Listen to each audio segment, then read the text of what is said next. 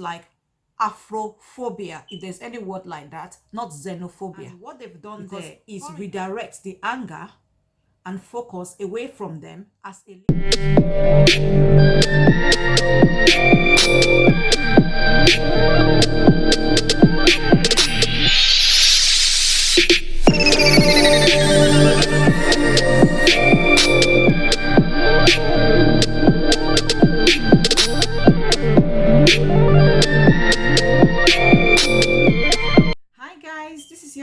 TK. My name is Ttkjinadu. I'm back again with another Telling It Just the Way It Is chat series. So guys, stay tuned. If you are a returning viewer, welcome back. Hope you've subscribed. And if you stumbled on my video, you're welcome. You will not regret it. Please remember to subscribe. Subscribe for more videos. Just click on that red button down there. It's down there somewhere. Click on it and then click on the notification button. That will alert you once I post or publish a new video. And make sure I publish at least one video a week. I love to do more, but for now, let's keep it at one. Minimum at one. So guys, click on the subscribe button and welcome back. Stay tuned. We are all aware of what is happening in South Africa. Africans attacking each other.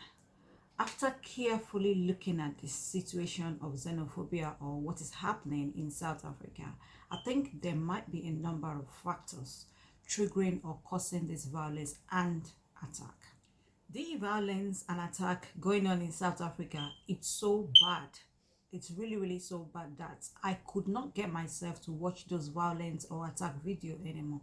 I tell you, they give me nightmares, seriously. Now, we need to correct this misconception. Xenophobia, the attack or violence, is not being carried out against Nigerians only. This attack are being carried out against all African countries, and that includes Ghana, Somalian, Malawian, Zambian, Kenyan, name it, all African countries. Provided you are a black foreigner in South Africa, you will be affected by the xenophobia attack going on in South Africa. I am assuming those who go to South Africa means they are going there for greener pasture. They are going there to better their lives. In other words, it means they would do whatever it takes to live a better life. And I think this is part of the problem. Most Nigerians in South Africa, or Nigerians in South Africa, some of them are politicians. Not all of them got their money from South Africa. Some Nigerians living in South Africa are politicians. Some are drug dealers. Some own a legitimate business. Some work legitimately. James Ibori once bought a mansion in South Africa, bought exotic cars in South Africa. His source of wealth or money is not from South Africa. Even though, yes, some might claim that his source of wealth is from a corrupt means. Yes, oil money, but that money belongs to Nigeria. So not all Nigerians living an opulent lifestyle in South Africa are fraudsters, got their money from South Africa. I just want to clarify that before I continue. Why some did. The South African government failed their citizens a bit. In the 90s, things were not as bad. The immigrants were welcome. All these Africans in South Africa are all victims. They are all victims. As far as I'm concerned, they're all victims. Some of them desperately left their country to better their lives in South Africa. Majority of these people complaining that the foreigners are taking up their jobs are ignorant. They're talking and acting out of ignorance. Most of them are not educated. They live in places like ghettos. I once watched a documentary where a British man who came from the UK visited the slum, which was overly populated by uneducated, unemployed black South Africans. They live in a small hut made with corrugated irons and planks of wood.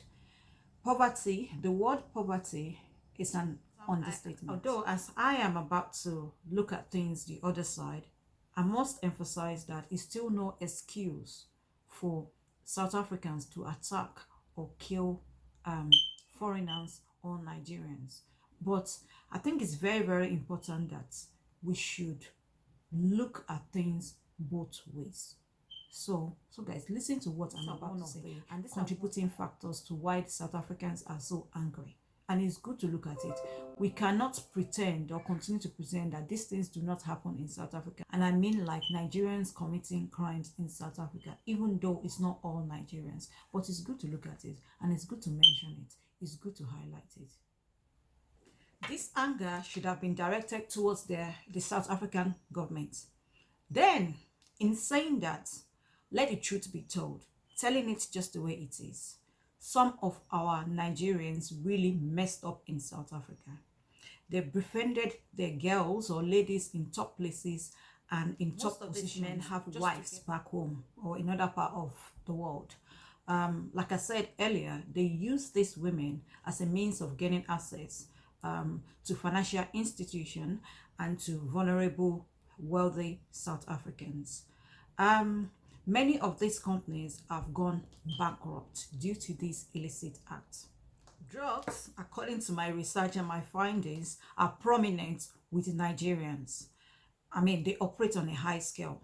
Every 2 days to every week, Nigerians are being busted for drugs in South Africa. Most of the time, these Nigerian drug dealers flaunt their ill-gotten wealth. They drive exotic nice cars on the street of South Africa.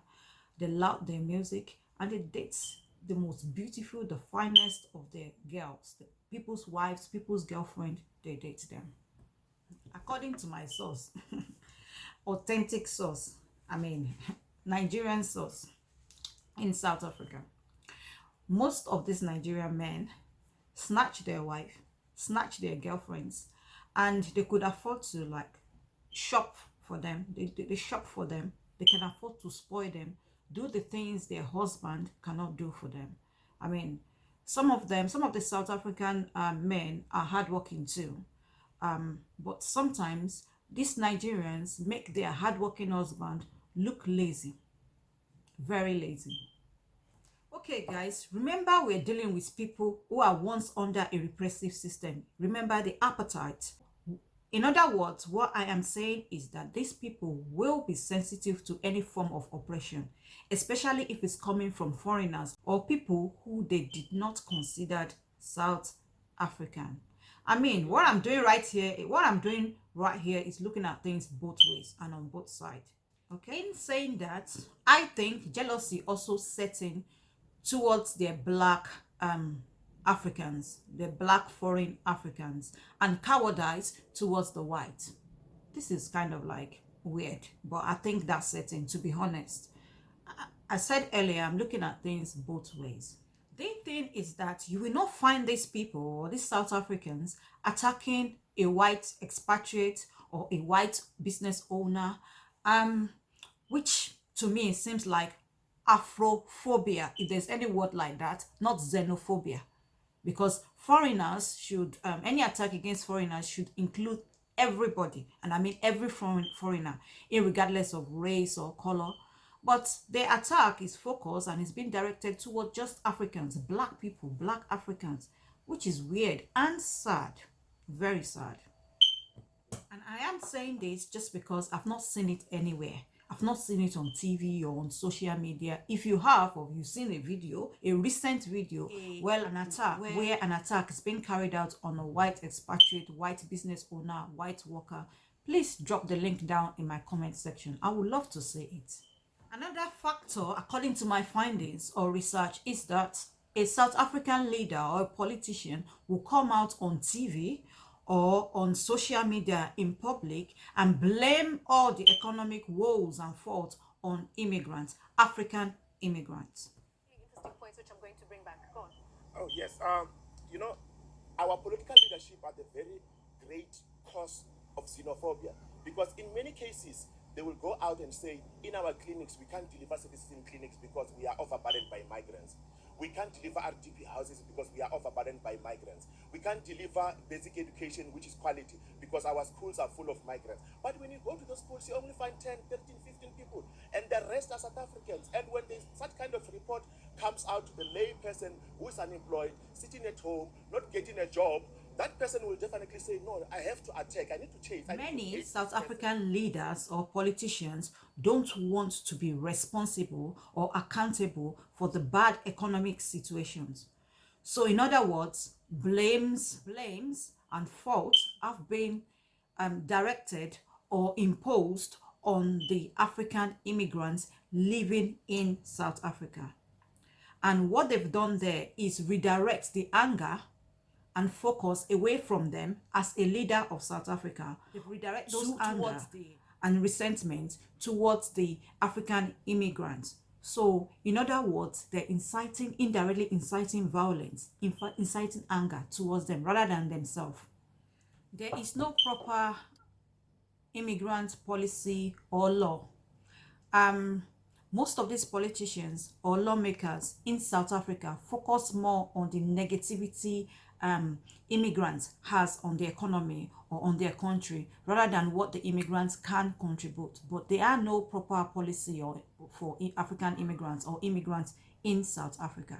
I remember a story of a Zambian who migrated into South Africa. He struggled on the street. He worked so hard. He's now a business owner of a gigantic African restaurant. He owns an African restaurant in South Africa. This Zambian man employed a lot of South Africans and other Africans, you know.